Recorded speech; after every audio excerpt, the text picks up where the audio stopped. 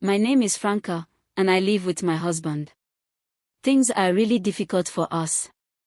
So I have been posting on social media platforms. Through the social media platform, I met a man who stays abroad, and through our conversation, the man expressed his affection towards me. Because I was staying with my husband, I initially did not give him attention.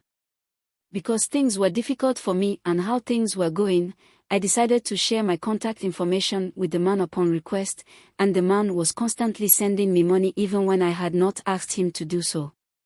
The man got my attention because of what he was doing to me, and eventually the man came to Ghana, where we scheduled a time to meet.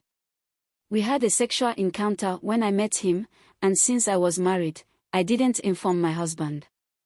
The man afterwards told me he wanted to see my family and settle down with me, and since I was married, I couldn't inform my family. I came to my husband and revealed everything to him, thinking we could get help from the man.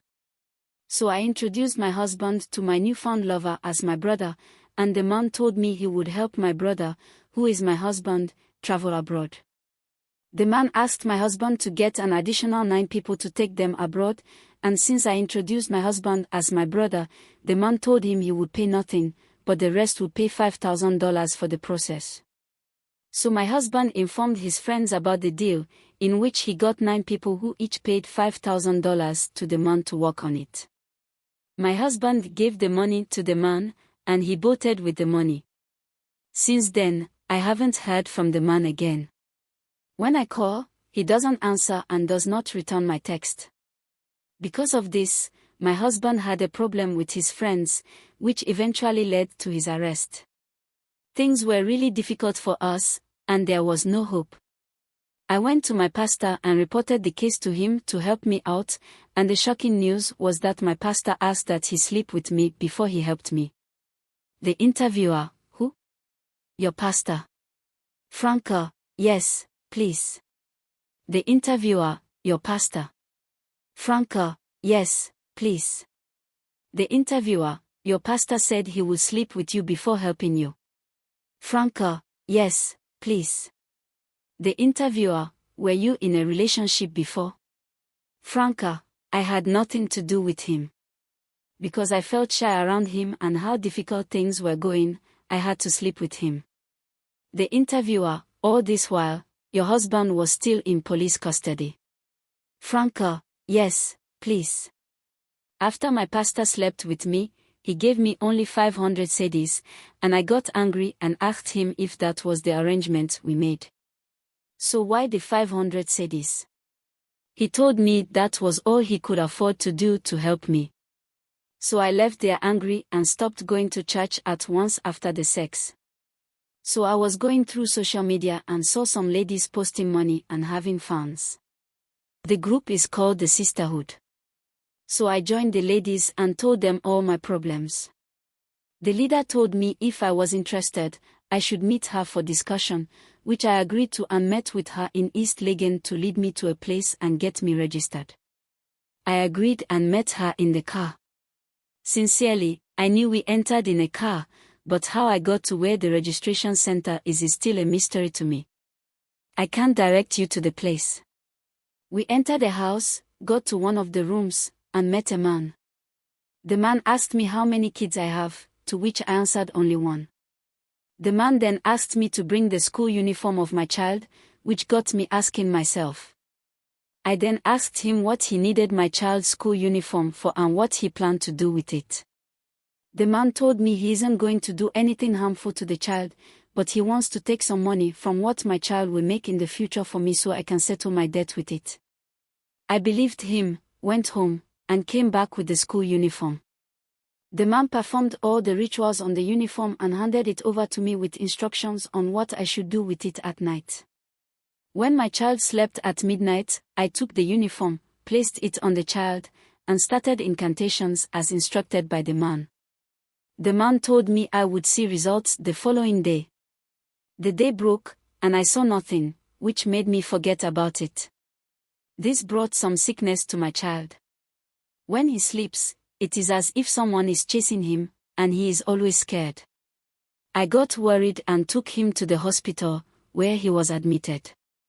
All this while my husband was still in police custody. While I was pondering over the whole issue, a former school friend who was also my best friend came to mind. The lady is very rich in Ghana, so I reached out to her to help me out. She agreed and asked me to meet her so he would take me to a place. She told me she would stop at a junction for a different car to pick us up and continue the journey. It happened as she said it. The people who came with a different car blindfolded us before taking us to the place. So I didn't see the road to the place. We went there and met a man who was swimming in dollars. I told him of all my problems, and he told me he would help me on a condition after splashing dollars before.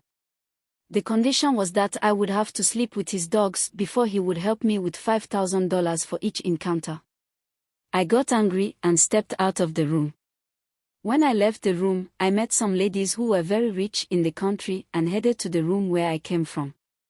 I am sure they are into this same business to make money. The friend who took me there insulted me and got angry at me. She questioned me about why I should ignore this deal while my pastor even slept with me for only 500 cedis.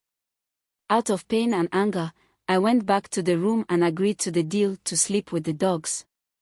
I got the money and went back to the hospital to take care of my child, only to be told the child had died.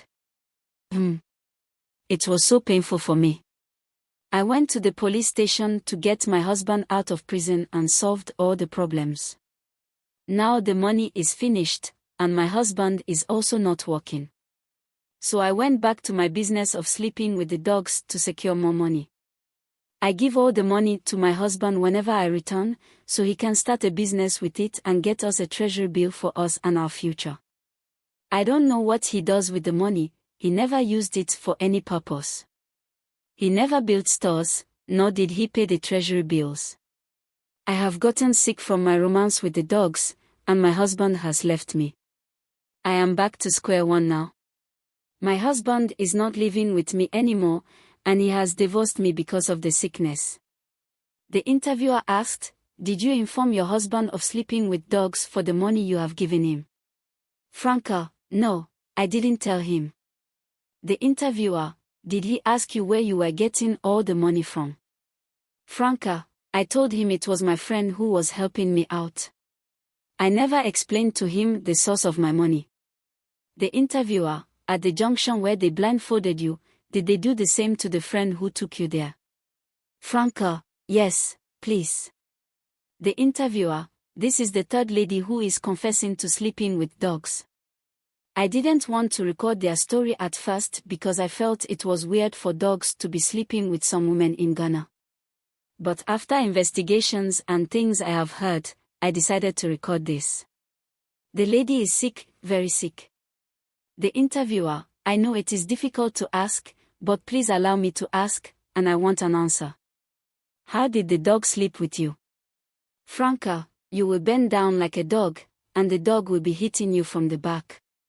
The interviewer: "How many times did the dog sleep with you?" Franka: "More than 10 times. The interviewer: "So what sickness have you contacted?" Franka: "I am shy about the sickness, so I cannot mention the name." The interviewer: "Guys, I am very sad.